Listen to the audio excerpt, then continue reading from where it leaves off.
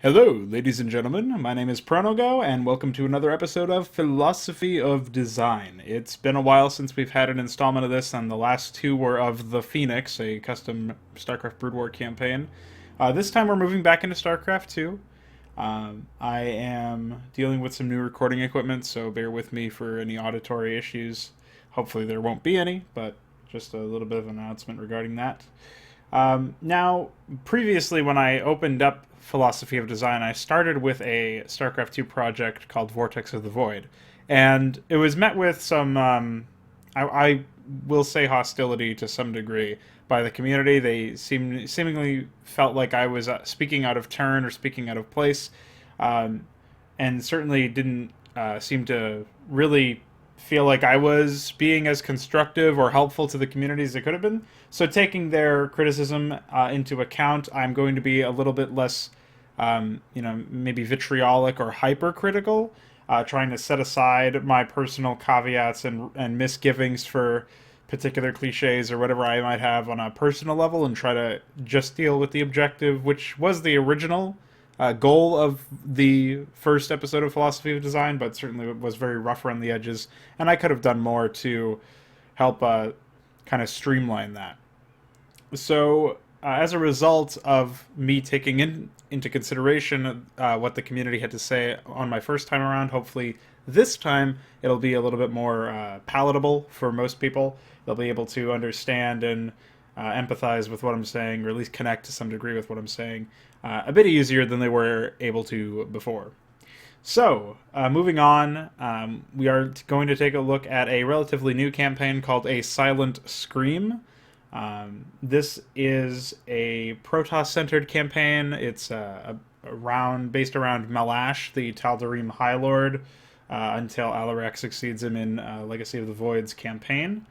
And in this episode of Philosophy of Design, I'm going to point out what Blizzard's own mistakes were that may have maybe led to some flawed concepts making it through to custom content. And I plan on doing a larger series of just videos like just solely based around that and all of the things that people should probably try to avoid when trying to make something in a Blizzard campaign or a Blizzard setting.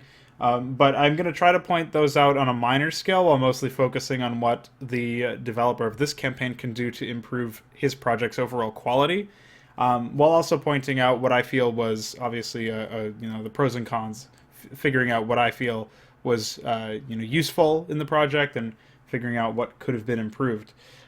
So as always, take this with some grains of salt. This is one man's opinion, but I have extremely high standards for storytelling compared to what most people would say. I have been called an elitist before, and maybe it's true based on your prism, your worldview. But let us get right on into it here. The first thing I would like to point out is that all we see is a loading screen and a silent scream. Now, I'm not sure if this is where most people would like to put some kind of introduction. Blizzard makes it a little bit difficult to do that because, unfortunately, what we have to work with here is just a loading screen. And when you're trying to avoid having walls of text and just exposition by reading, it's really, there are so many traps in Blizzard's own setup and the way that they've set up their campaigns and the way that they allow, like the tools that they allow you to have. You don't really get a chance to have your own pre-rendered cinematic or anything along those lines before the loading screen. So you have to start with the loading screen and start there. So I actually don't find anything wrong with the way that this developer, whose name is escaping me at the moment, did this for a silent scream. They could have even left it blank or maybe had some kind of title card that had the title of the project on it. But instead they chose to use the tip for that purpose. And honestly, that's fine because, again, we want to avoid walls of text. We want to avoid exposition by narration or anything else.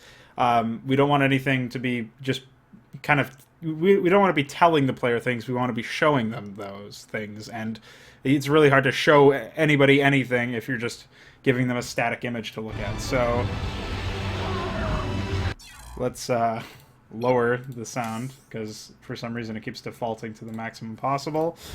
And let's take a look at this. So our first look is what I presume to be a Tal'Darim temple or hallway or something. They've got this void energy coming out from around everywhere, and there's lots of blood and gore all around. So it looks like there was, evidence of a very maybe one-sided battle. We can't really see corpses; we only see blood.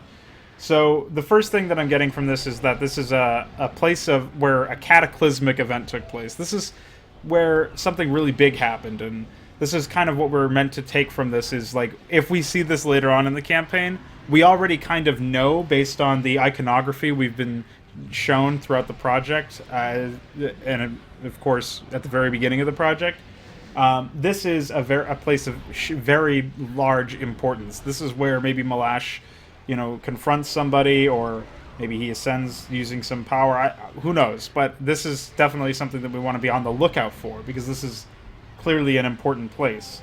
I'm not sure if I'm sold on the whole void energy thing, but I mean, maybe that'll be explained later on. It certainly seems iconic. It feels very well put together in terms of terrain, and that's something that I think I will say throughout a lot of this project, for the most part, from what I've seen so far.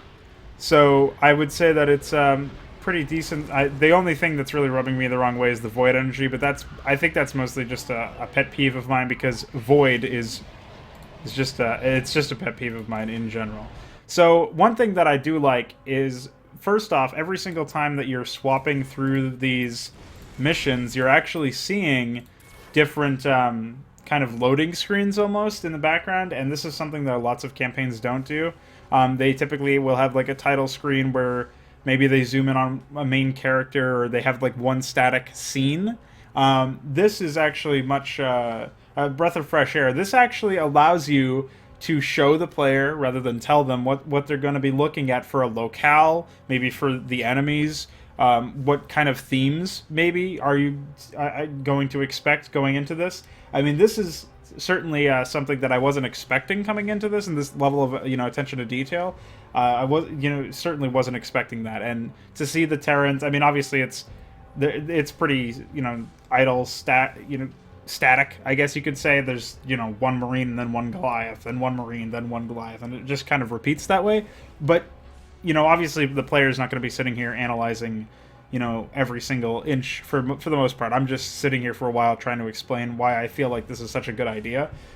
So I definitely applaud the developer for taking this approach, because this way, instead of saying, like, having a text message scroll across the screen or something and saying, Terran outpost located wherever the fuck, in the middle of nowhere, we're actually able to see what's going on in front of us. So this is a Terran militia. They're green colored. They've got some semi-advanced weaponry on their hands. They've got Goliaths. So, obviously there's like stuff, here. And I like the fact that there's some presence that can be felt. You also have different music depending on where you're going, I think. So that's certainly something that I can get behind, because if that's not the case, then correct me in the comments. But if that is the case, and there is different music for each mission, which I guess we'll find out later on, I definitely like that, just on the basis of having each mission, like maybe each mission has its own theme, it has its own musical theme, or musical score, and you can kind of have a thematic track be playing in the background while you're waiting to select the mission. So just lots of unexpected, but certainly not unwanted attention to detail. I really do appreciate this kind of approach. Unfortunately, I don't know what the path was for these missions, so if I hit go, it's just going to give us an error. So I'm going to actually cut the video to the loading screen of the first mission, and we'll cut back here when we are loading into the second mission. So once again, just like the previous loading screen, we don't have any like exposition by text. We've got just an image in the background of some kind of galactic, cosmic cornucopia of things going on. I don't know what it pertains to. I don't really know how it ties into this mission. I think right now it's just running off of Rule of Cool. I would much prefer if there was some kind of image that could tie back into what we were expected to see. A thing that actually Warcraft 3 mappers used to do back in the day is they used to uh, create a screenshot of take a screenshot of like whatever the first thing you would see once you loaded onto the once you hit start, like pressed any key once the like press any key to continue here. They take a screenshot of what you would see first. And I'm not sure if this is possible in StarCraft II, so this might actually be a moot point.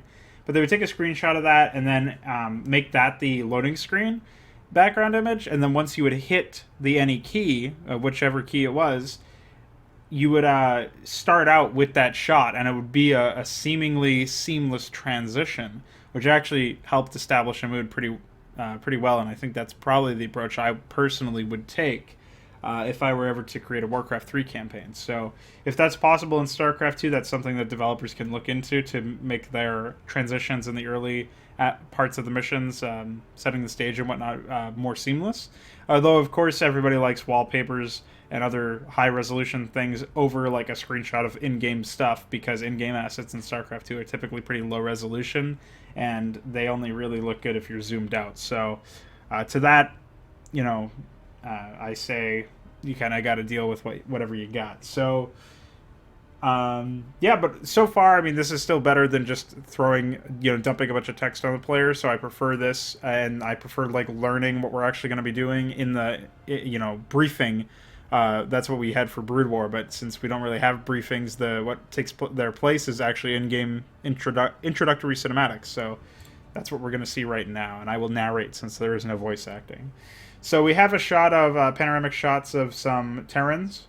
I feel like maybe something that could be done here is maybe as we pan around, we see what's going on. Maybe before the fade outs and before the cameras cut around and go to different angles, we have like a little bit of a pause so we can really see what's going on. And that's a research ship, HMS Bulwark. I think it was just a time beforehand. Like right here, that we could have used a longer shot to really look at that. And then below there was a little bit of a black, mist skybox in the background. Sir, the anion pulse crystals have been recovered. It indeed appears to have unknown psionic powers. We will figure them out. Speaking of psionic powers, any news about the Protoss forces we met before? Negative, sir. They probably fled the system already. That's great. You're dismissed for now. Get back to work. So for some reason, this ship commander's selection circle, when he speaks, it kind of twirls around him in red, and that's very large, which is not. I mean, that's such a small element. I just thought it was more weird than anything else. Okay, so my things have been reset here, so I'm gonna have to take off some of this stuff.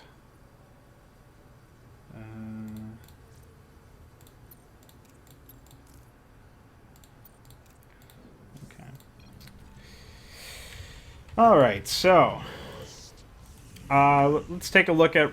Oh, hold on. Let's take a look at not me. Hi, this is me. Hold on.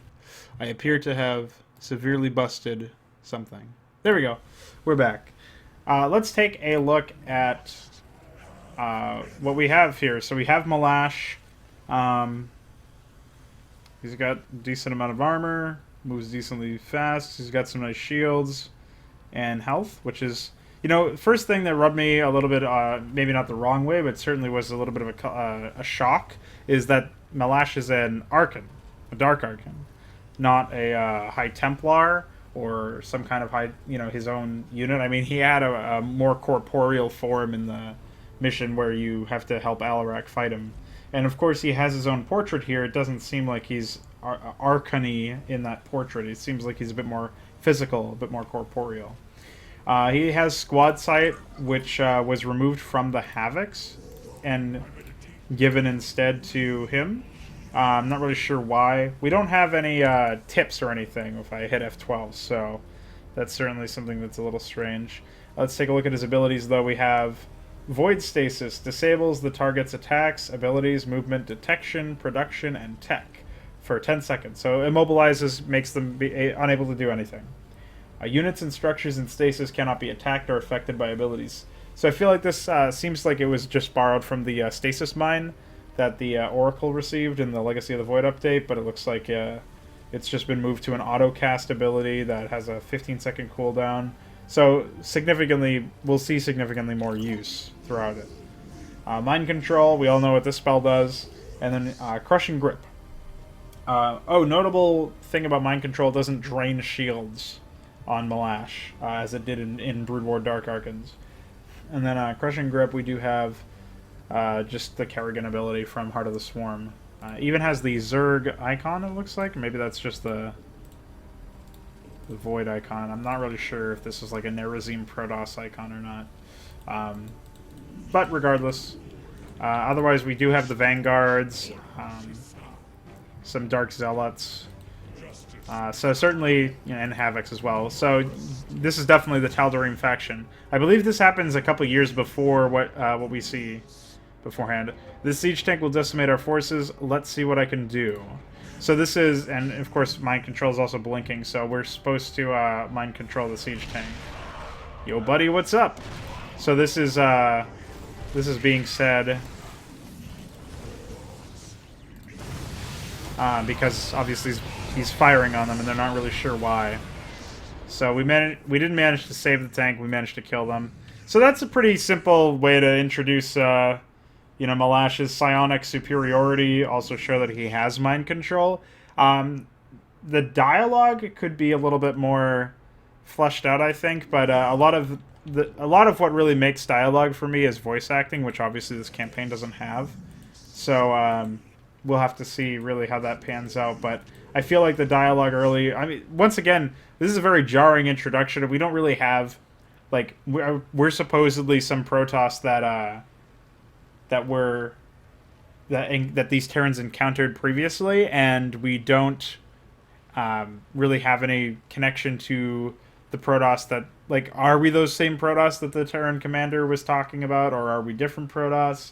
It's not really explicitly told to us. We can only really infer. And if that's the case, then that's fine. We are the same Protoss. But I would have expected, like, maybe in this opening scene where we're destroying the gate. Obviously, you see all this wrecked shit over here. We obviously had destroyed some stuff. Otherwise, this wreckage just wouldn't be here. So for us to come up here and destroy this gate and then for no reaction to happen beforehand, like, I would expect maybe Terrans over here. Maybe we can see Malash and his Vanguard slaughter some of the Terrans, and as the Terrans are sending out a distress transmission or something, warn the compound. I mean, that's just what would naturally happen, you would think. So that's just some food for thought. So we're cleaning out some forces. Still no dialogue, and looks like our zealots are actually being outmoded a little bit. Let's take these guys out of here. I also seem to have, I think Squad Sight or maybe something else that Malash has is allowing him to see up cliffs, which is potentially game-breaking. And I already have confirmed that there are bugs that you can use to exploit out of that. So right now we're just using Squad Sight to abuse the Vanguards. He's here, fire you dumbasses, and then he got blown up instantaneously. So by naming him, or not naming him, but by saying he, like, that pretty much confirms that the Protoss were, like, these are the same Protoss that were seen by the Terrans beforehand. So that's all well and good. I mean, that's kind of what I expected. What else would we really be talking about otherwise? It's mind control this Goliath, so we have something else to beef up our troops, since I'm not really sure. I think we do get some reinforcements later on, so that's not really a big deal. Anyways, let's keep going. We're taking a little slow. All these brothers murdered, broken by the iron fist of the Terran. They shall pay for this. Malash, accept it. Stop fighting. What is that? Good question. My past. Soon it will be no more. So this is a rather simple illusion to. That's a illusion, not illusion.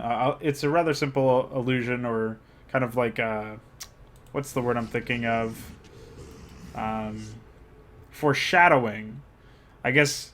Past shadowing, not really foreshadowing, but it's alluding to something that happened in Malash's past, and I'm not really sure what this is like meant to be.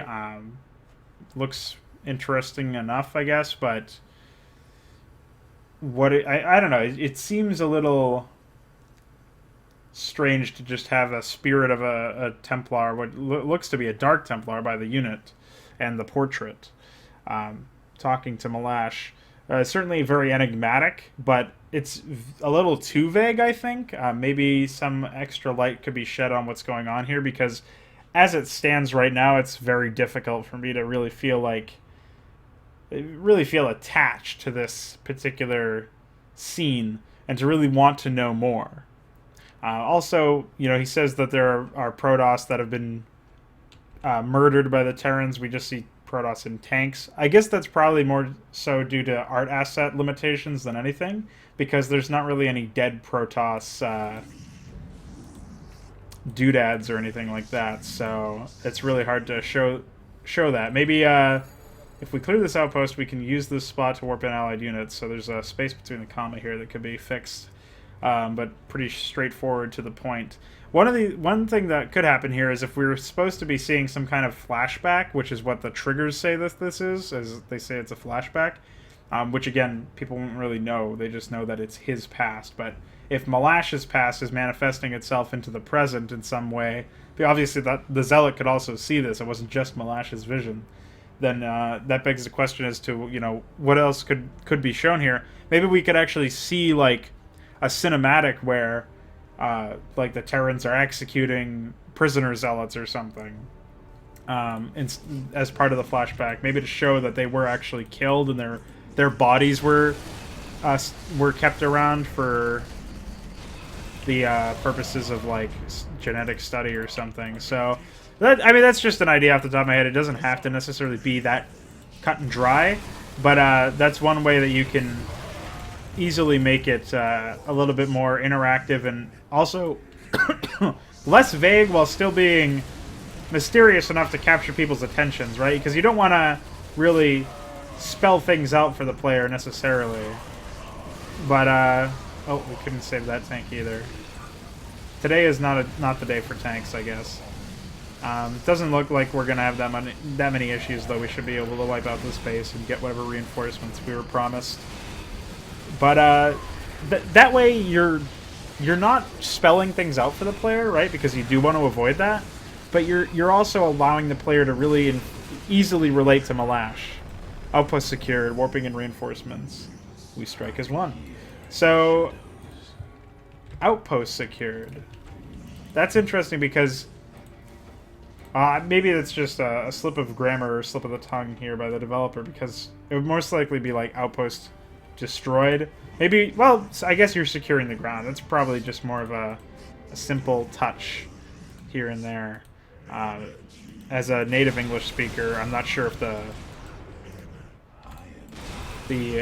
developer's a native English speaker, so maybe the nuance was lost, or maybe I'm just reading a little too deeply into something that doesn't really need to be analyzed all that much. Wording just feels a little off, but that's fine. It's not really that big of a deal.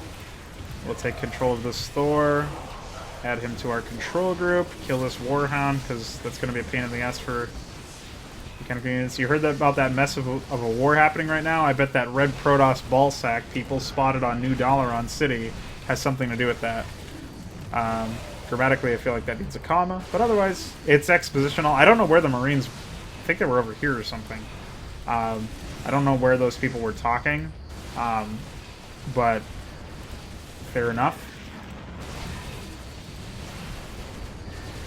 Hold on. Do Havocs need to... No, target lock is passive. Doesn't have any energy cost. Yeah, so anyways, maybe we don't really know where these reinforcements are coming from, so this is another chance for dialogue to hold a little bit more weight. Oh, I'll talk about this in a second. Let me just finish that at a previous point. So over here, we still have vision, or we still have a sight of this graphical effect, which I don't know if that's a bug or if maybe that's just a bug with the engine as opposed to something the developer can fix. I'm not really sure of the specifics of that, but hopefully he can look into making this a little bit easier, or a little bit less still there, less existent.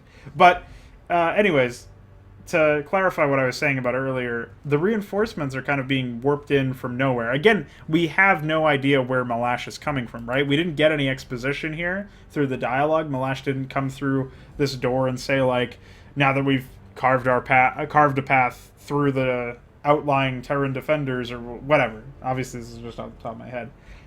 He didn't really mention anything like whether or not we have a mothership or anything. I did read something about there being a planet cracker that you have control over in one of the missions, so maybe that will answer my question then. But this is something that is pretty necessary for the player to understand immediately. Like, we need to know what's going on here.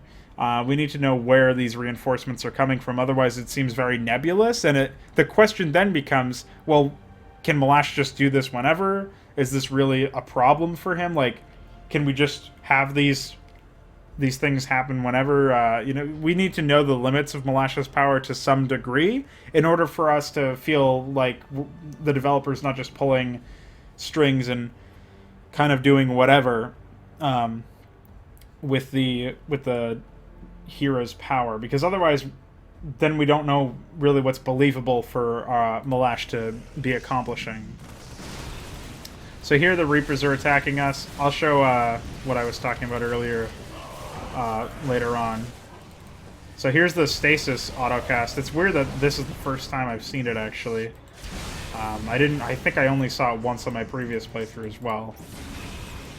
So there are triggers that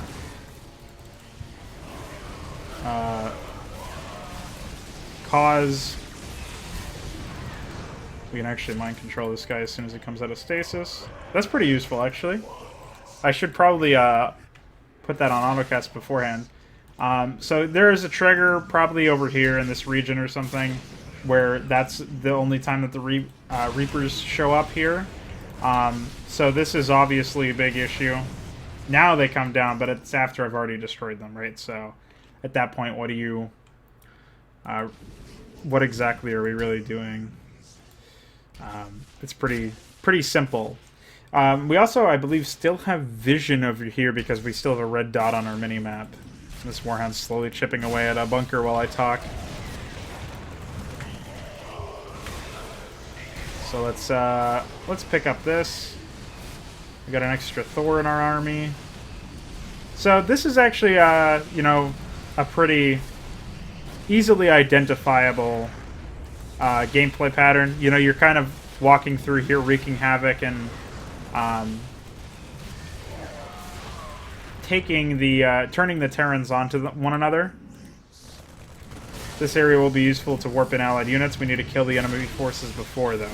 We're actually walking into a bunker immediately after that, so we're going to want to take that out so we have a little bit easier time maneuvering. Let's lure that Thor over here as well.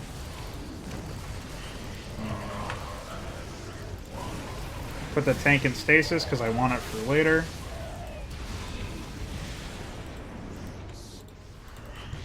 Alright, cool. So, we've picked up exactly what we needed. Fuck it, I'll take the Marauder too. Terran units synergize extremely well with Squad Sight, which we would have had even if it wasn't on Malash, because they would have been on the Havocs. So, pretty useful. Unlike Zealots. Because these guys are melee.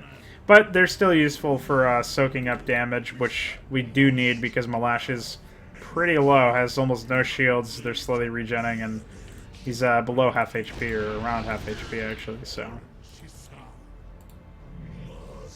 Well, actually, we'll use them to soak up this damage here, while we mind control one tank. We didn't lose any zealots just yet. I will say that it seems like it's a very easy mission so far. So let's bring Malash over here. These units... Oh, I actually still have control over them, the reticles over here. You thought it would be this easy? Guards, strike them down. I'll need time to destroy this containment field. Warriors, protect me. So I still have them selected. I still have the selection circle, which you can clear. It is possible to do that. So let's siege up. And this is where there's another bug that I'll talk about if it's reproducible anyways. Mission strategy: holding out. The crystal is protected by a containment chamber to prevent its powerful radiations from flowing all over the ship. So this first line here is actually... Alright, I'll get into it after I read the whole thing. In order to retrieve it, Malash must destroy the chamber. Protect him until it's done. The number of red lights around the chamber will inform you about the progress. So... the first... basically, whatever exposition you can come across to the player and present to the player naturally through dialogue, you want to do it there. So, one thing that I think would be better suited in this situation, since it's a cinematic, we don't have control, we're not in a rush. We do want to learn more about this hero. We want to see more about what Malash has to offer us in terms of like titillating character development and whatnot. So... What does Malash say here? He says one line very quickly, and he's just... It feels rushed, so it feels like the developer was trying to make it seem like a very hectic moment. But at this point, we don't really get anything that... We just have the promise of incoming forces. We don't really see them. So there's two things that I think could improve this cinematic off the top of my head. And the first one is having the first line here about the... crystal's radiations flowing all over the ship, so they put it in a containment chamber. That could be put into the dialogue. That could actually be part of Malash's line. He could say, like, it seems these Terrans have placed this crystal in a containment chamber. You know, perhaps they were worried, perhaps they feared its energies, or something else that sounds Protossy enough. That basically gets this point across, because we can read between the lines and figure out like, oh, actually it's radiation, or maybe we can even have the ship commander say like, maybe intermittently throughout the holdout period of time where you're holding out, maybe the ship commander actually has a line or something where he says, if those Protoss destroy that containment chamber, that crystal's radiation is going to be all over this ship, and we're all going to be affected.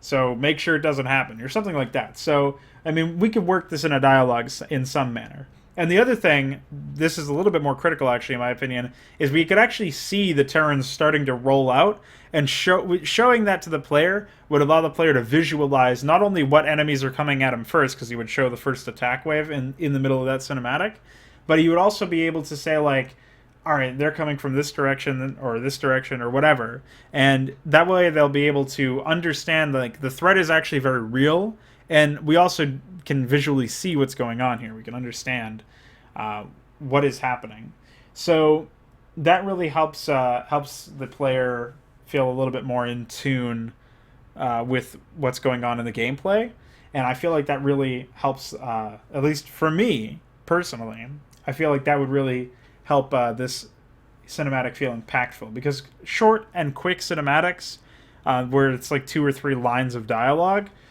they really do tend to lack impact, just because there's not enough time to really sit, because you've been blasting through Terran bases and whatnot, and you're sitting there like, oh, suddenly I don't have control, and then suddenly, oh, I do have control. I didn't even really, like, obviously I had a chance to read the dialogue, but it almost feels like there's not enough there. Like, it's almost like, well, why did I even stop? Because there's really only 2 lines of dialogue or 3 lines of dialogue. It's something that you're sitting there wanting more. You want to have a little bit longer of a reprieve in between battles and in between gameplay sections, because that is another purpose of cinematics, is to kind of allow the player to almost catch their breath in a weird kind of metaphorical way. So that's something that I feel like could improve the cinematic, is not only working part of this tip, especially the lore aspect of it, where there's like a reason for the Terrans to have put the crystal in a containment field. I'm working that into the dialogue somehow so that the player recognizes this. You could even keep the tip as it is, but as long as you show us the radiation aspect in the dialogue, we'll already know that and won't feel as jarring to somehow be getting more exposition or more information about what's going on from a tooltip than by the actual dialogue. And then the number of red lights around the chamber will inform you about the progress. So this is more like a mechanical aspect of the game, and it's okay to have like tips in that instance, I suppose. I'm typically of the opinion that, you know, whatever the player needs to understand about the gameplay should be expressed to them through the dialogue, but in some instances that's not really possible, at least in StarCraft campaigns, so that's totally fine. Obviously, Malash must destroy the chamber.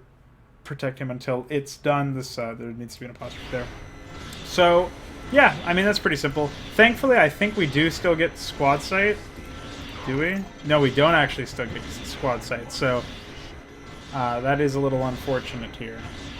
Retrieve the anion pulse crystal from the stasis tube. Malash must survive. That's our objectives. Okay, so the bug did happen again. Protoss, or Terran forces are spawning up here. There's no ramp. At least if there is a ramp, it's actually off screen, and it doesn't look like the Terran forces can reach it. And they also start spawning over here. So the only way that they're actually spawning to attack you from is down here. And siege tanks will occasionally take pot shots around this area once this fills up. As you can see, they have started spawning in the upper area as well, the upper right area. So that's a little unfortunate. Kind of sucks, but what are you gonna do? This is just a situation where the developer definitely needs to take a look at this and make sure that that is resolved. But I believe Jay Barino already gave him a bug report, so not much to go from there in that case. It looks like he already knows what he needs to be on the lookout for in terms of fixing. Unless these forces were not actually intended to attack, in which case I'm not really sure why they're spawning here. Because they do seem to be pretty sizable. Let's pull the Zealots back here because they are taking quite a beating. Kill that glowing ball right now, you fuckers.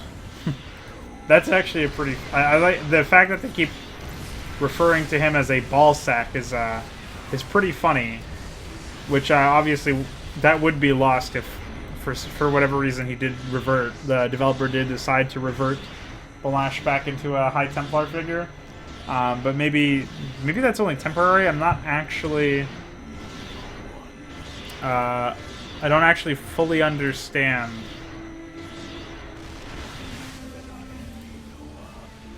what's going on with that. Let's bring the Stalkers back behind the lines. And it looks like we have held out, which obviously was, since it was bugged, it's a little simple. This is actually a perfect example of a cinematic that could use just a little bit of extra tuning, and it would feel fine.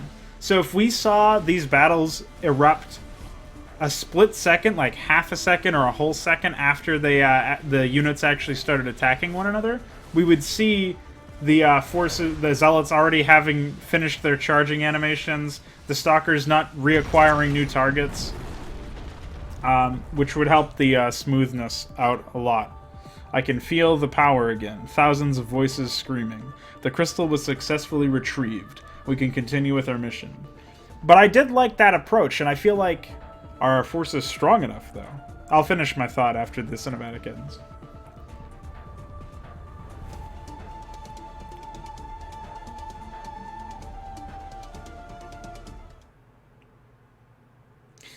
That's a pretty sudden ending. But I did like the way that ending cinematic...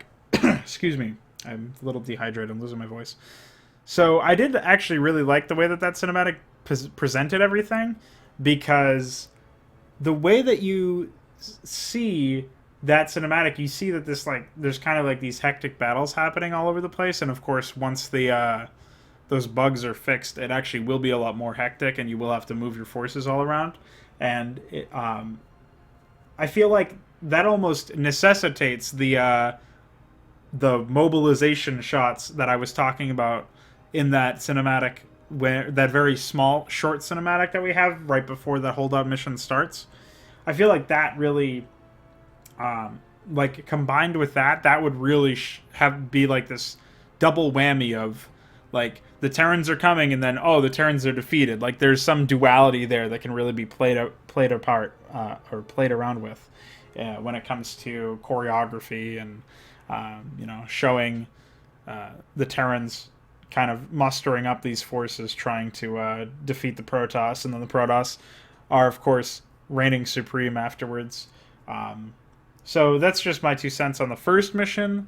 I'm not really sure about the ending. I feel like the whatever audio track was used could have been synced up a little bit better with the ending. Maybe use a track that is a little bit tense for the beginning, and then kind of fades off into a more mellow track for the ending, or just fades off completely into silence, and then we get our victory screen, which we didn't actually get for that mission, which I believe is, I mean, I'm sure that'll just be added later on.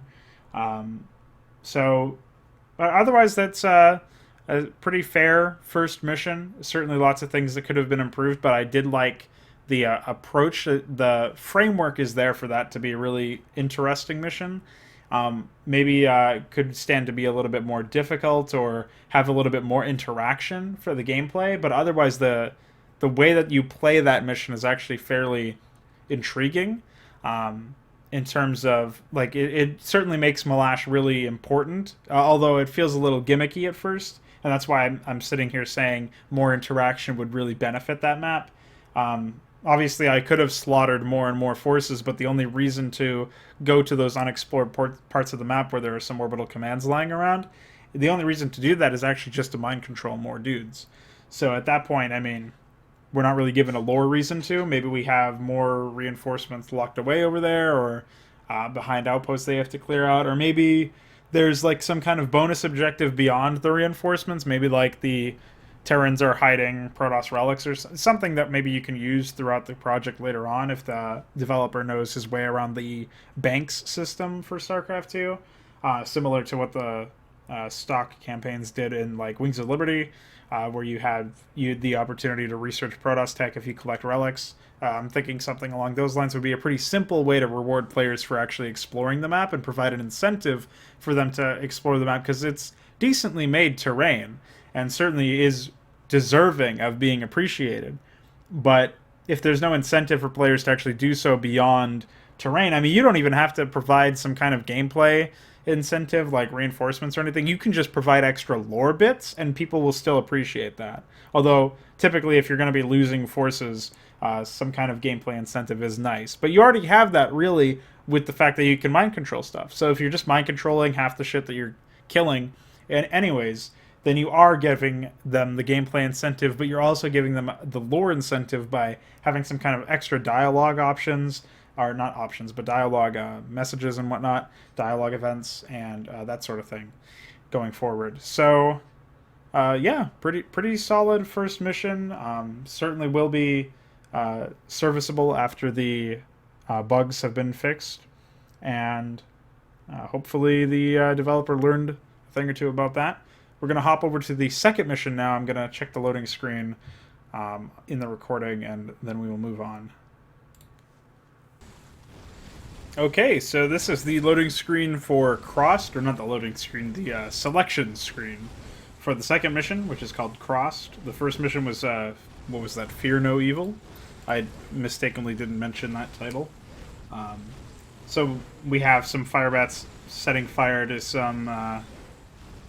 actually, those might be devil dogs, setting fire to some environmental objects. So I imagine that this will be of some level of importance.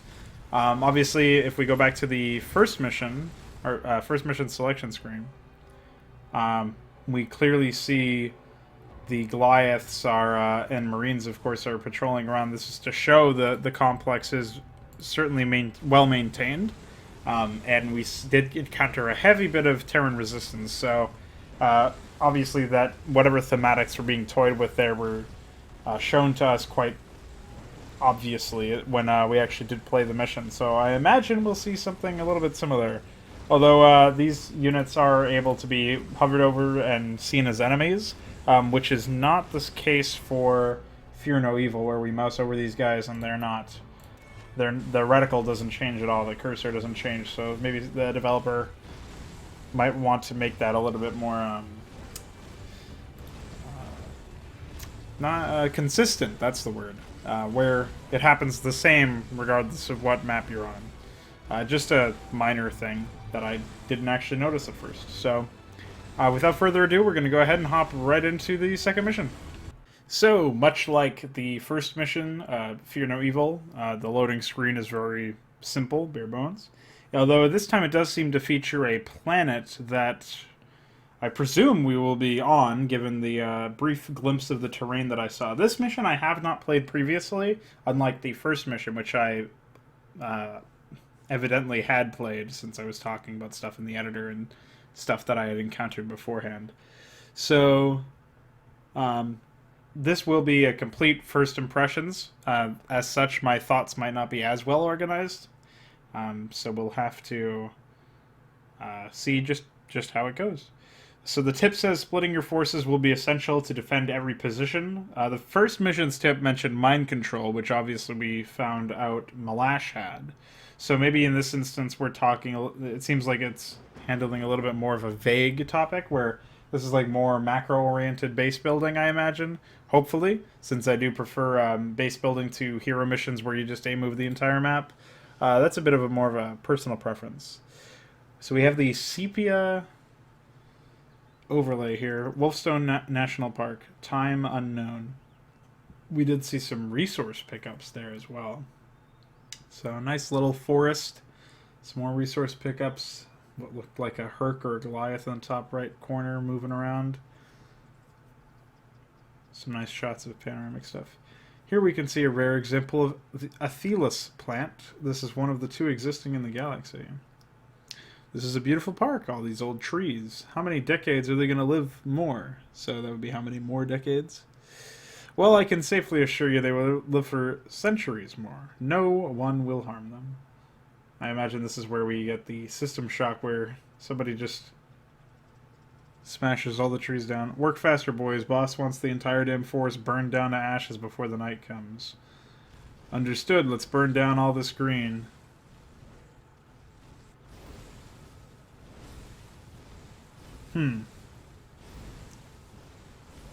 See, that's not very nice. Why would they be wanting to do that? Please. Civilian doesn't seem to have a portrait. Oh, they are also being gunned down. Wow.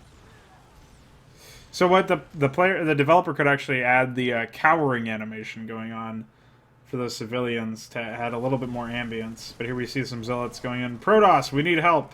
That Marine actually died so quickly that he wasn't able to deliver his full message. Hi, Lord. We have encountered Terran Marines in our way. Here, I thought this was a safe zone. So, it looks like they are trying to burn the forest down. Why?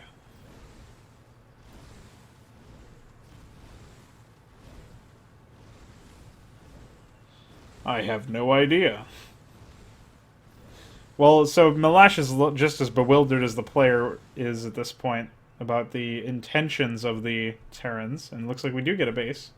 We have established a base, and I'm detecting several abandoned nexuses nearby. We should capture them in order to have enough army for the final blow. So, there's lots grammatically incorrect about that one. These nexuses were abandoned ages ago. There are many stories about them. So that should be nexi for plural. It happened during the Great War for Ire. The swarm reached this distant planet and destroyed the Kali defenders. They were not strong enough. It's cool that we do see Brood War units being used here in the Guardians. Not anymore. I may have missed a line talking about Guardians. You heard that too. Now his portrait is... Oh, it's because we have a security camera. What the hell is that thing? Well, look at that. I would have never expected to see you again. You. Yes, me. You really thought I'd die in that stupid platform?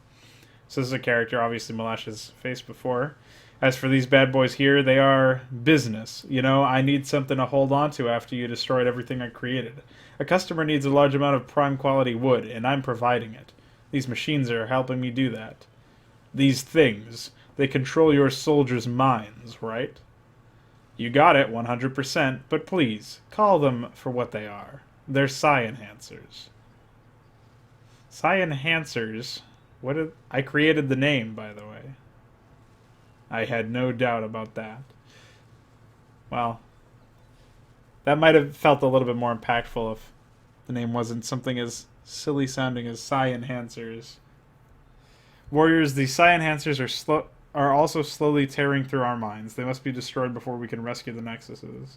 Of course, saving the Nexuses now will give us more resources to work with, but Ashara forces are guarding them.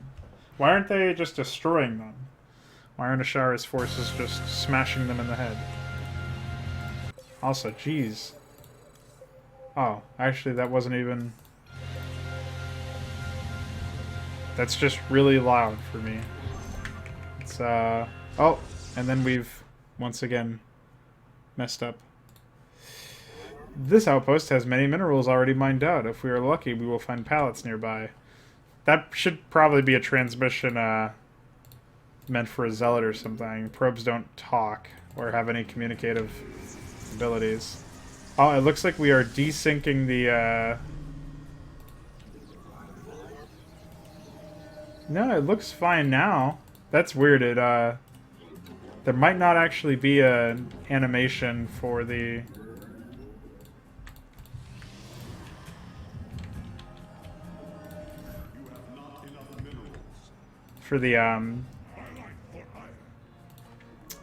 the Tal'Darim gateway to turn into a warp gate. Because if we transform it back...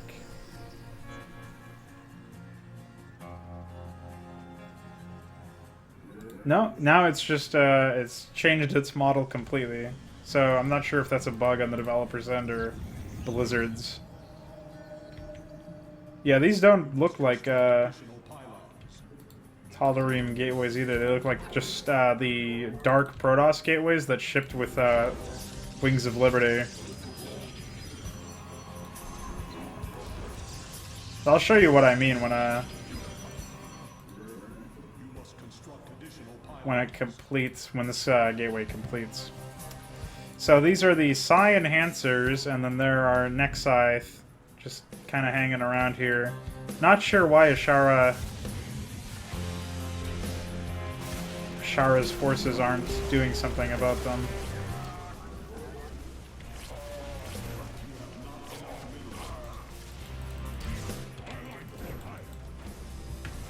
You can let the medic go here. It's important that we take out the Warhounds. I read that the developer made the Warhounds detectors because there are no ravens to detect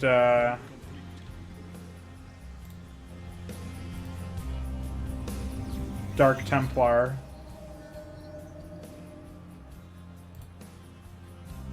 Which was certainly problematic, and it certainly sounds like it's problematic. So we start with a shield battery. I haven't actually seen the Tal'Darim version of a shield battery, so that looks pretty neat.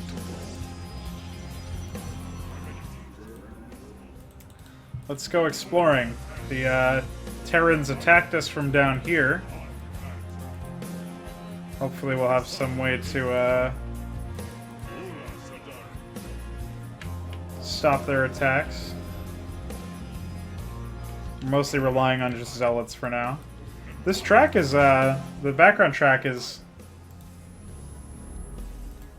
interesting for sure. I'm not really, it's fluctuating back and forth between being really loud and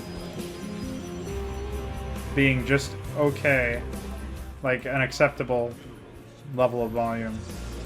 Not really sure what that's all about. That might just be the sound engine fucking around, or it might be being played as a sound instead of background music. Okay, we got a much larger force here. We're going to want to walk back up to our shield battery. Let's get some more zealots.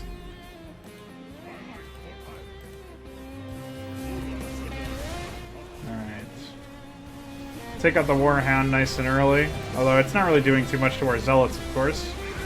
And the medics are also falling very quickly. We only lost one zealot, so that's not too bad. Let's grab a cyber core so we can start increasing the variety of our troops.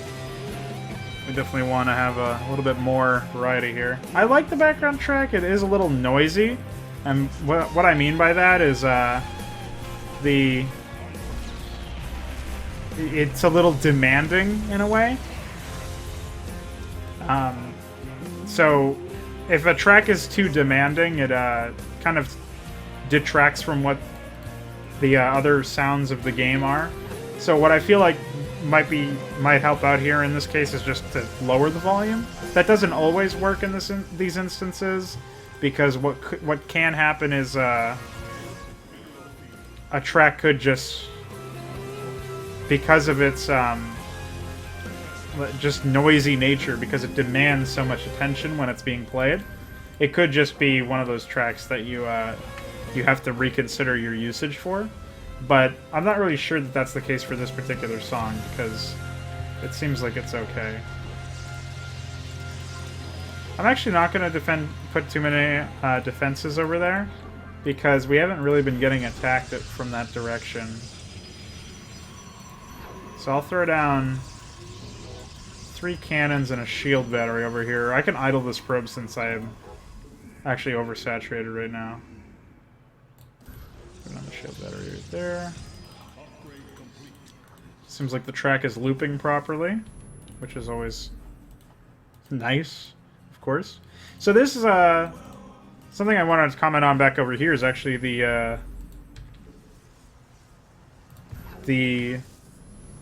scenery, the ambience over here. It's actually pretty nice. We can see that the Terrans were the civilians were gunned down, and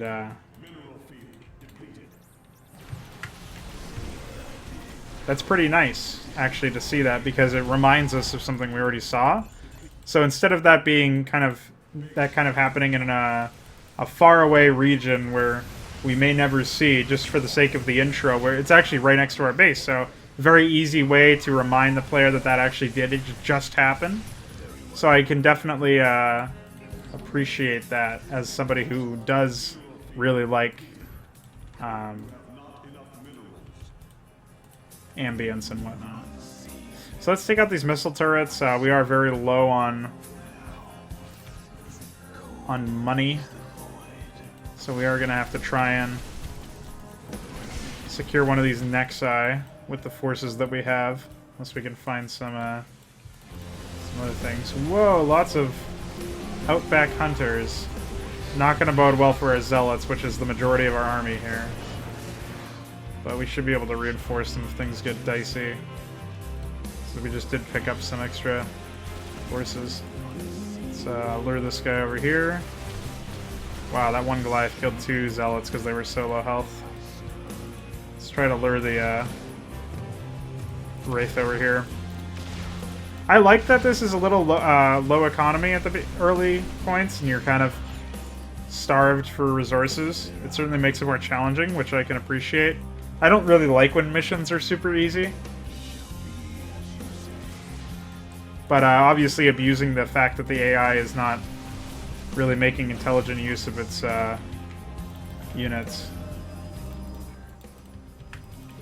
Do Havocs have squad sight now? They don't, so they're significantly less useful than they would be otherwise.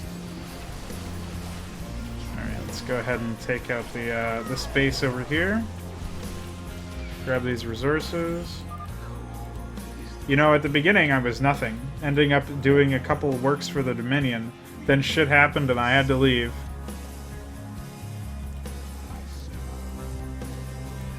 Actually, that says it's coming from Malash, but it's meant to be coming from somebody else. It's meant to be coming from Ashara. I see some random stalker over there. which I don't know if that's friendly or not. And before I find out, I'm actually going to go over here. I saw some Marines and whatnot heading down here. I think they're going to be heading down to attack this base. I'm going to try to get a good flanking position on them.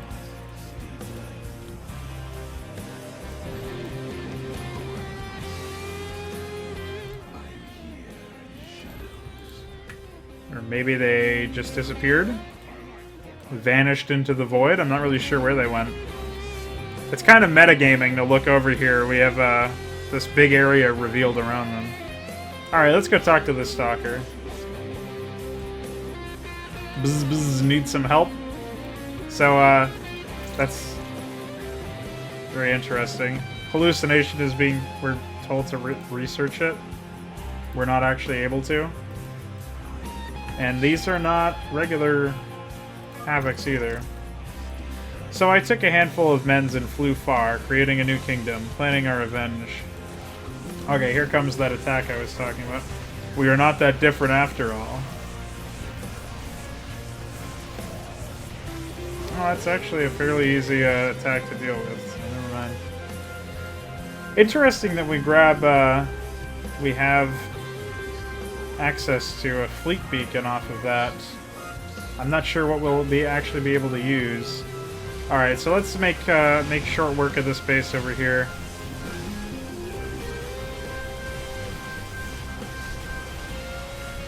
Take care of this and that. Wraith damage is actually very minimal.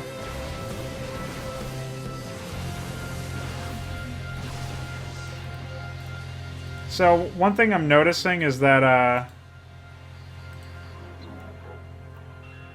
the units are actually not being, they're not the Tal'Darim versions of those units.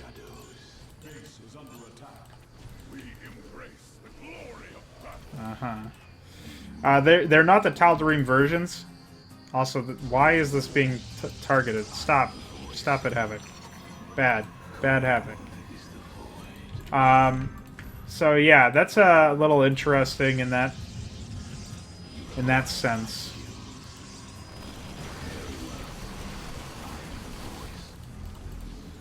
Like, I think what the developer might want to do is make the neutral player somebody who has has access to the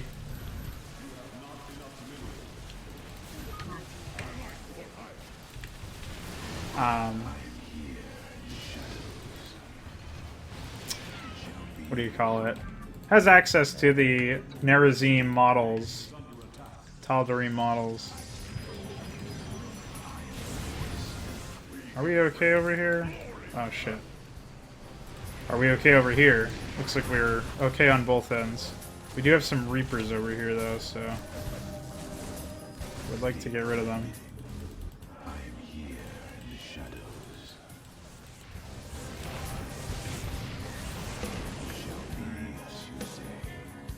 I'm actually going to send a probe back down over there because we are going to need to throw down another photon cannon.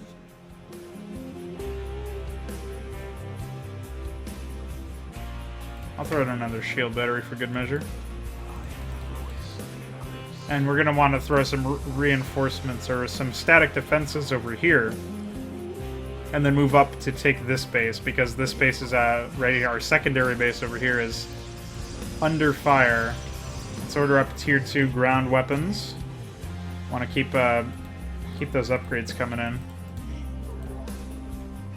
Kind of a little iffy about starting to put defenses up before I have a sizable number of them, and of course I can't put a sizable number until I have a sizable amount of resources. So one thing that was mentioned was that these Psi Enhancers are tearing through the minds of the Protoss, albeit very slowly. I'm not sure if there's some kind of hidden timer, but it doesn't seem like that there's a time limit to be worried about. At least not right now.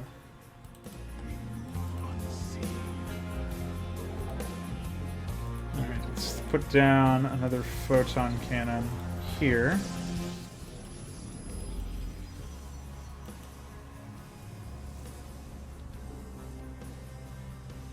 And I think we're gonna move up pretty soon. I do like that this is forcing me to cover my tracks. I don't like it when I'm allowed to get away with kind of brainless play in a way, where I'm just like, oh yeah, I'll just send all of my units one way or another and say fuck it to the rest. You know, because the AI will never attack. I like that there was an immediate reaction when I re-seized this base, when I re-seized this nexus, for Ashara's people to come start attacking me. Although Ashara, I believe, is actually taken directly from the Warcraft 3. Somebody related to the Naga, I believe, if I'm not mistaken.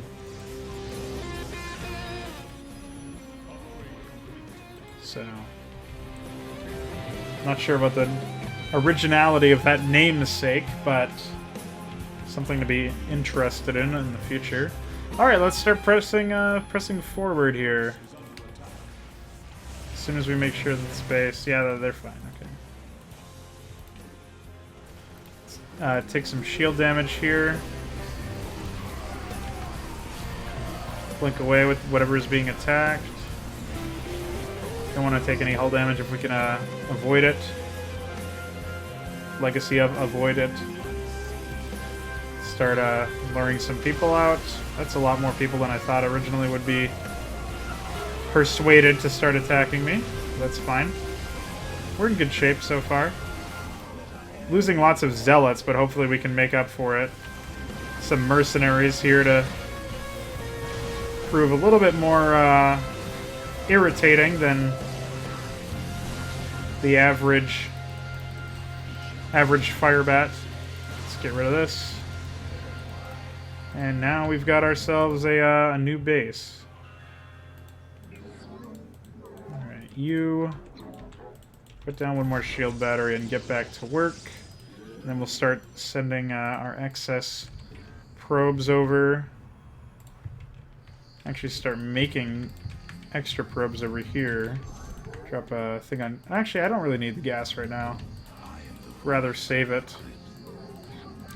Let's throw down 2 pylons over here. And a pylon over here, because I don't know where we're going to be attacked first, and these will...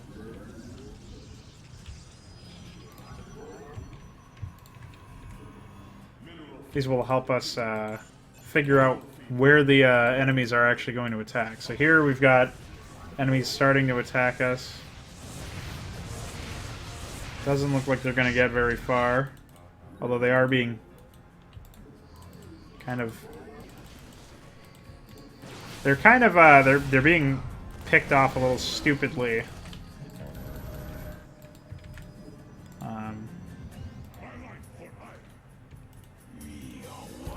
By allowing themselves to just run right into, like, one by one, kind of funnel in. What the AI did to avoid that previously was... There's a battlecruiser over here. We might not be able to make it out of this one. What the AI would do previously is they would actually mass to a waypoint, probably around here. And then once all of the forces were there, they would wait a little bit, and then they would start attacking. So if it's that way, they avoid just funneling in one by one into a choke point. And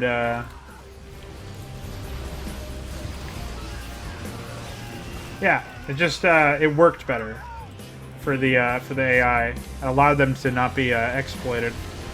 Oh, it looks like we've aggroed the attack force here, or defense force. That's a black hammer, which we want no part of.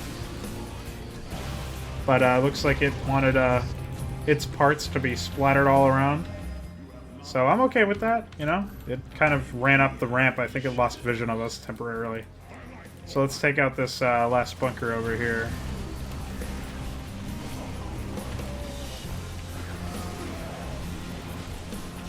This campaign's playing to my strengths. I'm a Protoss main, but I'm also not very skilled at melee, so who knew? We still got some bunkers to clear out here, so let's try and make short work of them. Some extra forces trickling in. I don't know if those are being rebuilt or if that's just whatever's left over from the defense force. I should probably make some additional havocs, since I have such Like a huge amount of gas just kind of lying around. In fact, I'll do that right now. Add 2 Havocs to my squad. Because they're still very useful. Just based off of the target lock, but they're not as useful, so I won't be spamming the shit out of them as I was in the Void campaign. Alright, let's take care of this. Looks like we're going to get a screenshot. I forgot to tell you, there was another weapon I was developing on that platform. Allow me to introduce you the Titan. You will enjoy it. Oh, allow me to introduce to you. Ashara, I've told you many times you do not get to name my toys. Just fuck off and stick them on that big shotgun you got. Stick them on the shotgun? What am I gonna ride it? Crap, did you really mean that? Maybe. Oh, I think that was an anal sex joke. I actually, I missed it. Just a little. The unit seems extremely powerful. Approach it with caution.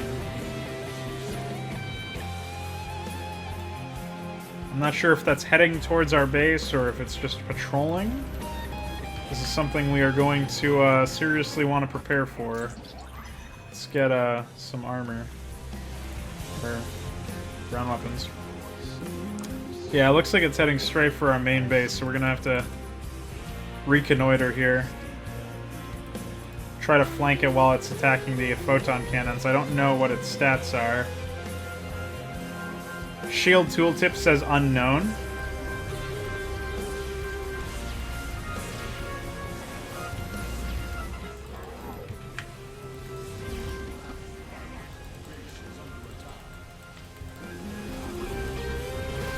Oh man.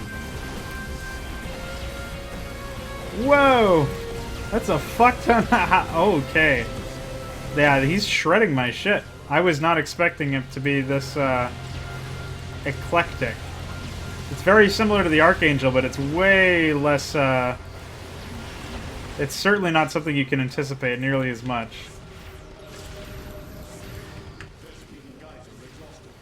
So it looks like I've caught him in a bit of a shitty spot now, though. Okay, he's down. Down for the count. Damn it. Very apt response to her big war toy being destroyed. Unfortunately, it comes at a very great cost, because a bunch of fucking ghosts are attacking our pylon, and they will eventually destroy it. We can't allow them to fuck with our probes. Let's wait for our reinforcements to get here. Try to lure them out. We don't have any static defenses over there.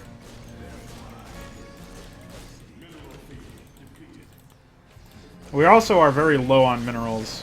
We're going to want to try to... Whatever we got left, we need to focus on.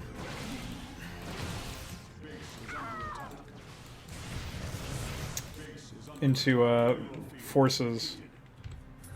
We did just get ground upgrades, though, so... Hopefully with these 9 units we could... find some... At least find some mineral pallets lying around so we can keep reinforcing until we are strong enough to take on another base.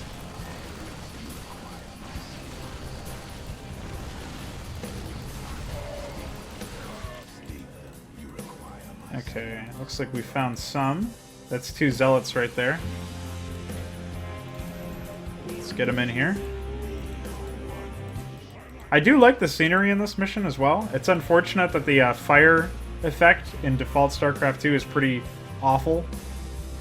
But, you know, just the fact that it's there sets a certain level of ambience, so I can appreciate that.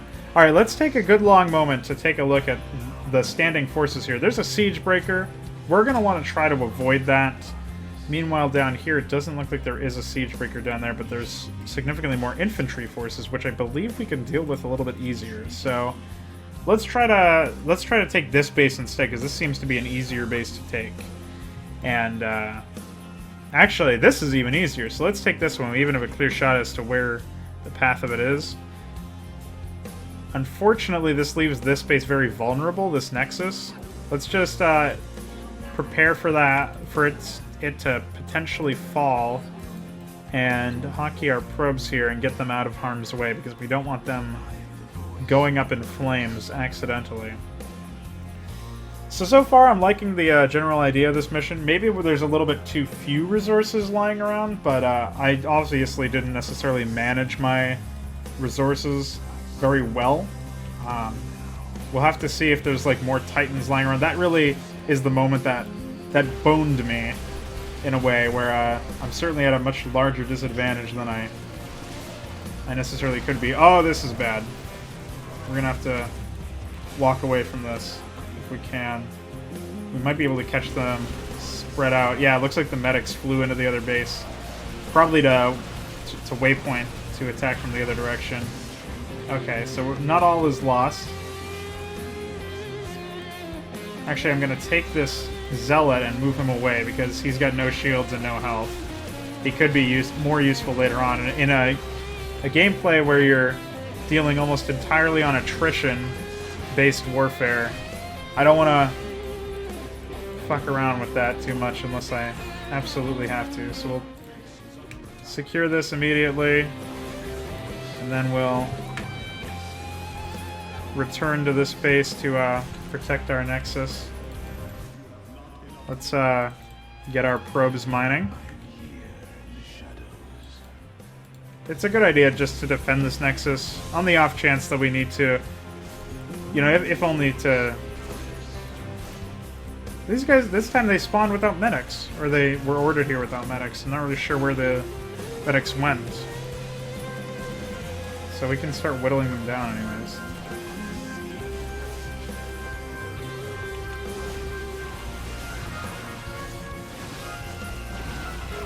Oop, didn't blink away fast enough, or far enough, I guess. Okay, so we're in good shape now. I'm going to want to warp in a pylon here. Looks like that Viking is... I don't know, who knows where he's going. Not sure where that waypoint was meant to be. No, he's going over my base. He's a suicide bomber. So hopefully the oh shit. We intercepted 2 attack waves at once in 2 different spots. Alright. I'm not sure what exactly went down there, but I'll try to lure them away. Okay, well, we lured away the medics by accident. Let's grab some zealots. Oh, and then we've discouraged them, apparently. Okay. So, hopefully every single time we destroy one of these bad boys over here, we are not met with grief. It would really suck to have to fight a Titan every single time we destroy one of those. Thankfully, there doesn't seem to be a timer, as I was theorizing beforehand, so we look to be in okay shape for now. Lots of money over here, lots of pickups, and it looks like we even have some forces. It looks like there are old Kali. Alas, someone came to save us. Join us or die. Well, I guess that makes it pretty clear. Now, that dialogue could be expanded upon. We could see a little bit more of Malash's character. Maybe he says, like, you know, we do not come as saviors. We come as... we seek only to destroy the Terrans, or, you know, something like that. A little bit more ornate. It would just feel a little bit more like the Malash that we know from the Legacy of the Void campaign, which wasn't even necessarily good characterization on Blizzard's end. So, at least, you know, ideally you'd want to outshine them. But right now, this it seems like any old Protoss could be saying what Malash is saying, which is kind of what you want to avoid when it comes to characterizing people.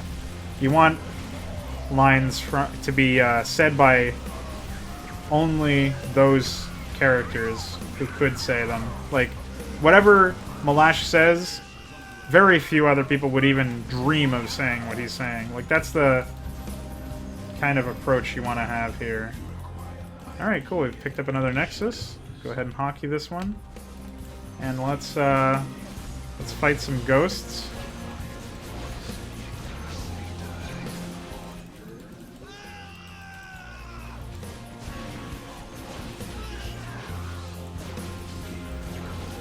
Okay. As long as we have got enough minerals to get 4 stalkers, we'll be in good shape regardless. And it looks like we're finally getting really good with our economy here, so this looks a lot better for us for now. Looks like there's nothing down here. Well, maybe there is. Nope. But I, again, do want to stress how much I am liking the way that this map looks and feels in general. So definitely thumbs up to the map maker in terms of how he's constructed the map and the way it's laid out.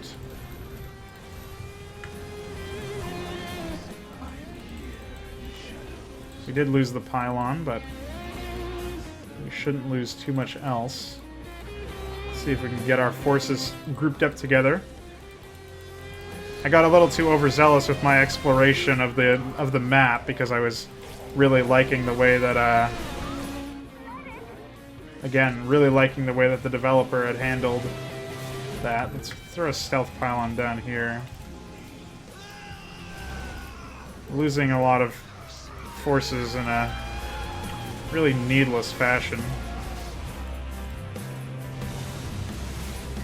Throw this guy over here.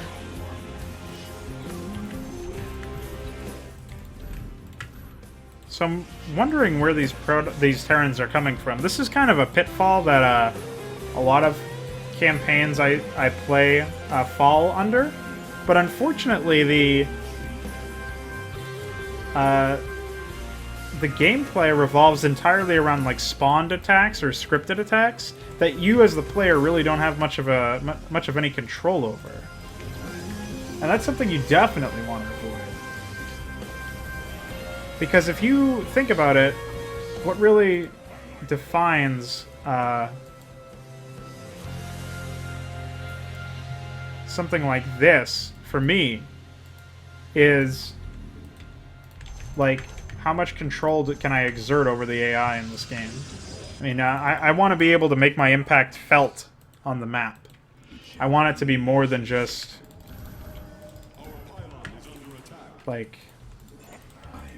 I just don't want to see this campaign fall into the pitfall of like, oh, there are some spawned attacks and the AI is completely out of your control and you can't attack their workers to make them attack you less because they've got to rebuild their economy and, you know, that sort of thing. I mean, the AI's victory condition should be the same as the player's victory condition, and as a result, the tools that they have at their disposal should be similar. So that's just my my 2 cents in a way. Anyways, we're gonna go ahead and move on to this Psi Enhancer. We are getting ghosted again, but Dyrus says no to ghosts. And just as Dyrus does, we will follow in his footsteps.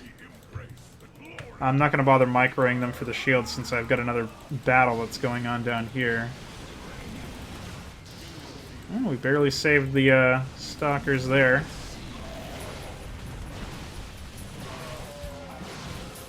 I've gone for a pretty vanilla combo of units.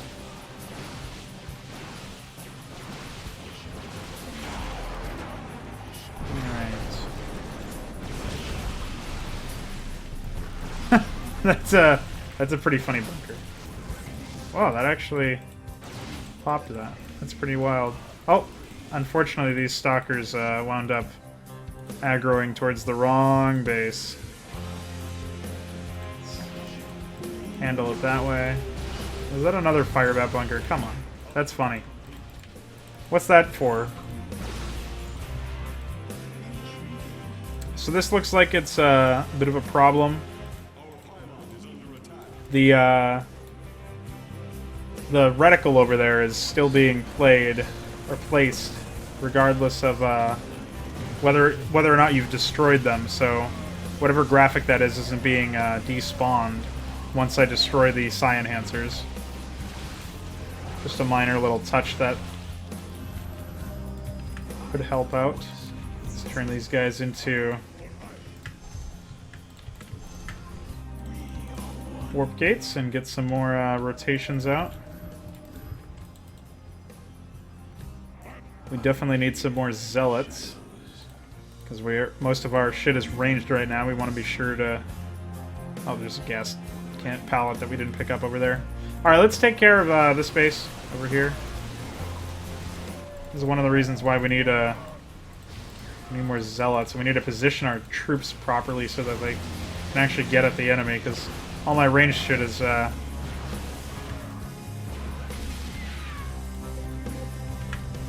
Unfortunately,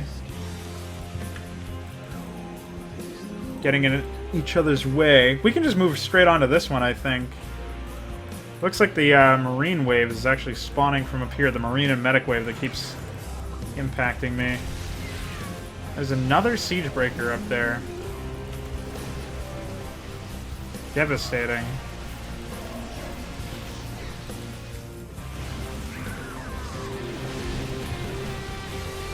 But we made short work of it. Try to distract it with those forces down there and then blink on top of it. There we go. That was certainly sloppier than it could have been. Well, we're going to want to refocus our anti-air over here. I'm not sure if this is a scripted response or if this is just... Oh, those ghosts are also attacking us. We'll have to chase them down so they don't do too much to our nexus on the other end. Actually, we can just spawn a bunch of units there. Alright, cool. We've got ourselves another nexus.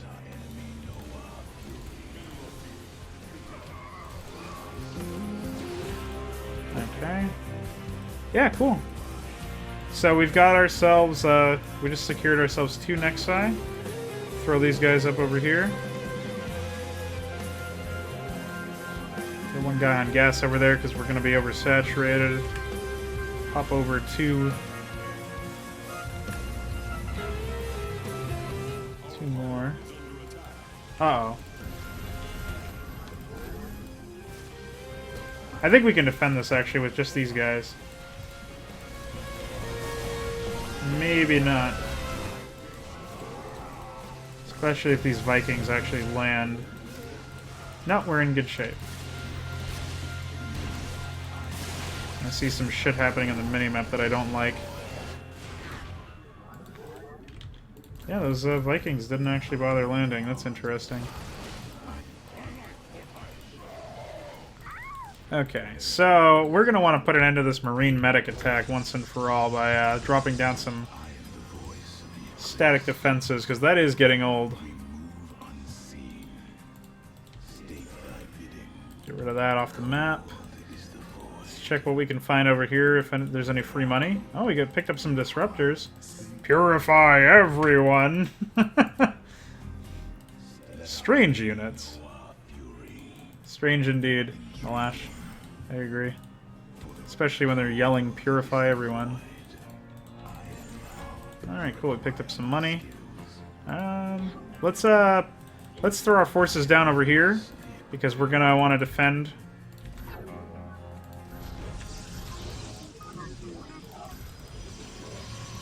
So the purify everyone dialogue, any dialogue that's coming from a robotic unit is kind of silly. But that's kind of intrinsic, because what do you really expect a robotic unit to talk? No, you don't. So Blizzard kind of fucked up by having the sentry say creep detected in Heart of the Swarm, and that was one of the most hilarious moments of the entire project for me, that entire campaign.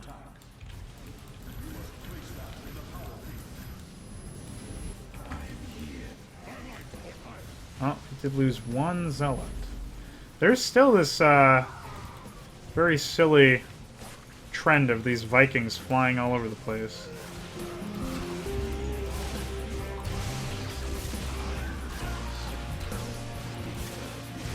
Oh, we should probably get some...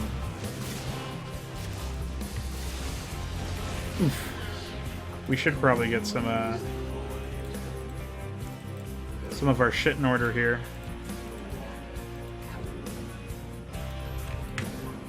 Get the high ground advantage set up over here. Now, do disruptors still turn invulnerable?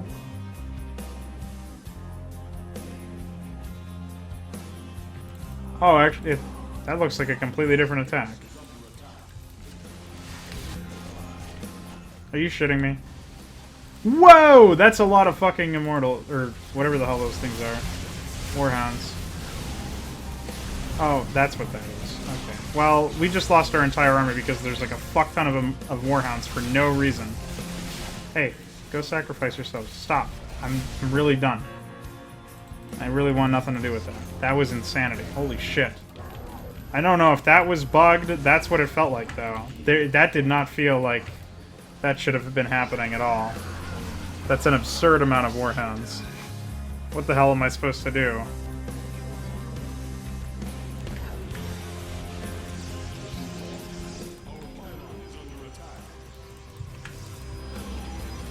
Ah, Jesus.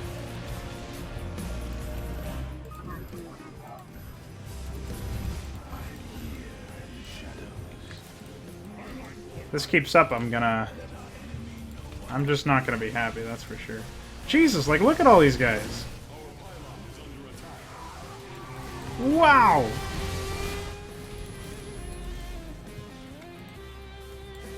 That really is insane.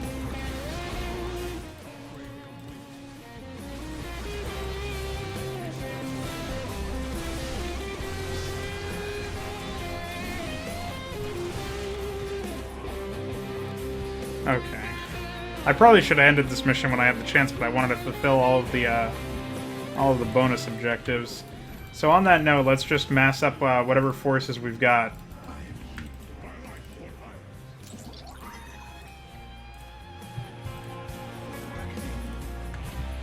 Ignore all of the incoming attacks that are no doubt going to incur on us very shortly, and just mass towards this thing. I feel like that's our best chance at a happy ending here. Yeah, so I'm not really sure what's going on with the Warhounds. Certainly not what I was expecting coming into this.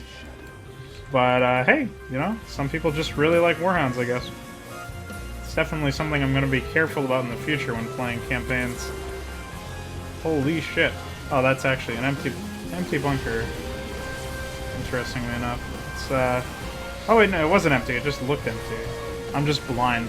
I'm very tired as well. So that could have something to do with it. Uh-oh, this is looking a little grim. We have no reinforcements, so we really do have to commit to this. Unless I want to, like, take my probes out or something. And I'm just letting my base die. Alright, let's see what we can do by luring out these forces. Okay, our zealots are going to suicide here. But they allowed the Black Hammer to be defeated. We'll lure out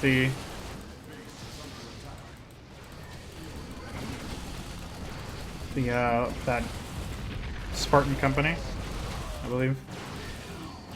Let's lure out the last of the Spartan company. Okay, we got to kite back here because the Marines are soaking up damage. They're not armored, so Stalkers don't do bonus damage to them. Alright, now it looks like we should be in the clear, unless one of those attack waves paths down here in reaction. I think we'll be in good shape, though.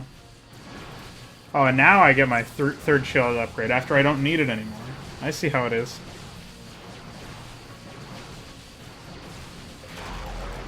Okay. Let's grab this money. On the off chance that we might need it. Ashara's forces have been eradicated and the Psi Enhancers destroyed. Why did you want to see me? This is interesting. I don't recall anything like this happening. Dayron, we just wanted to thank you. Without your help, I don't know if we could ever regroup with our lost brethren. Our people said terrible things about the Tal'Darims. Today, you proved them wrong. You are a savior. They were not wrong. I'm no savior.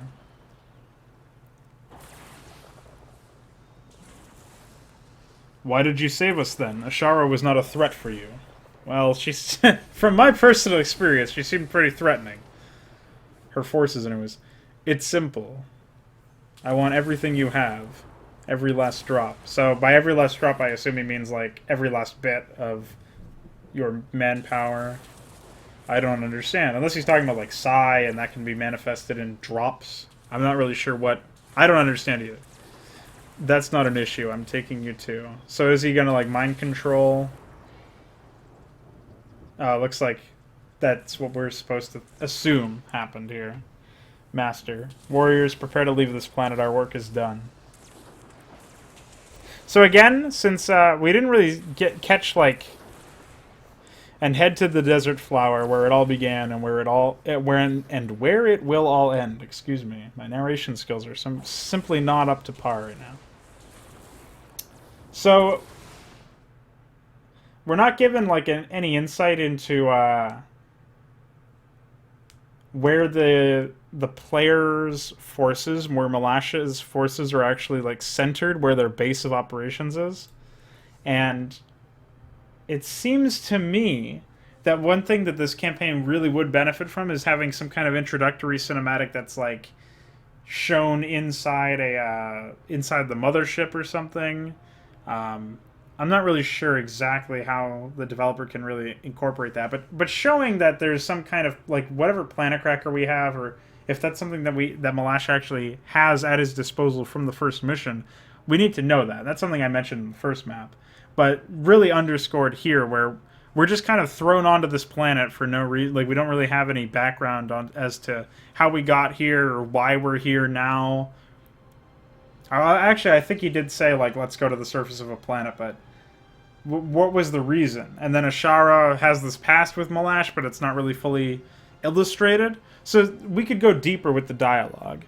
The gameplay was certainly, challenging, more challenging than the first map, which I liked. But at times it felt a little tedious, kind of like, all right, now I got to run around. And I tried to extend the gameplay a little bit because I wanted to see how feasible it was to actually to reclaim all 8 Nexi. And it didn't really work out, obviously. I only was able to do 6 out of 8. So I would recommend figuring out some way to make that gameplay a little bit more... once again, incentivize the player to explore, because that was another thing. I was really liking the layout of the map, and I liked the fact that the map looked so pristine in terms of quality and the quality of the terrain that I really wanted to explore that. But I wasn't really able to do that fully, and there was no real way to... Like, we had the resource palettes that were the gameplay incentivization, or the incentive from the perspective of a gameplay. But I really wanted something more than that. I felt like maybe that wasn't enough. Maybe there should have been more of those, or maybe... obviously, we also just found random Kali survivors as well, which did help. So I guess maybe all that needs to be done is have the player find some way to make the player feel a little bit more impactful. Like, maybe the Terran AI doesn't just spawn attack waves, but they actually have these structures like barrackses or factories or whatever that are on the map already, and they're producing these units, and you can destroy them, and that way the attack waves will kind of stop, or at least that'll delay the attack waves until the Terrans can rebuild those structures, and once those structures are rebuilt, the attack waves resume. That's something that can help add depth to your map, because you could leave that zone or that area if you want. Obviously, you'll have to in order to go do other things. But for the time being, you can at least have some level of impact, because you can still control the AI to some degree, because you're destroying their production facilities, which is stopping them from launching attack waves at you. Maybe some are permanently destroyed, and others are kind of rebuilt over the course of the campaign. That's my suggestion, my main suggestion for the gameplay, because at times it felt like I didn't really have any way to control what the AI was doing. The only thing I could do is just create lots of static defenses, which, yeah, it works, but it's a huge money sink, and that actually really screwed with me when it came to trying to kind of facilitate army building and defense building. Like, I had to spend a certain amount on both, and I kind of felt like somebody's fucking accountant more than I felt like I was playing an RTS at certain periods of time. It did seem a little bit not boring, but strenuous and tiresome at times. So, just certain ways that you can improve upon that in terms of the way that the gameplay flows. Otherwise, there were obviously some good parts and bad parts. I really, once again, really liked the aesthetics of the map. I liked the way that it was laid out, so I'm expecting more of that as we go forward, because the terrain quality has certainly gotten a lot better than. Well, I won't say that it's gotten a lot better. It is a lot better than what I was expecting and what I've experienced in the past. So I'm definitely looking forward to seeing more terrain coming out from this developer. So, if you have any specific questions or you want to respond to anything in particular that I said, you being whoever is watching, not just the developer of the project, feel free to comment on the YouTube video or post in the StarEdit thread, the StarCraft II Mapster thread. But from now, that's going to be it for me. I'm going to go ahead and hop off, and I once again want to thank the developer of the campaign for producing this, and hopefully we can see it improve over time. But my name is Pronogo. I'll see you guys later. Thanks for tuning in, and hope you learned something.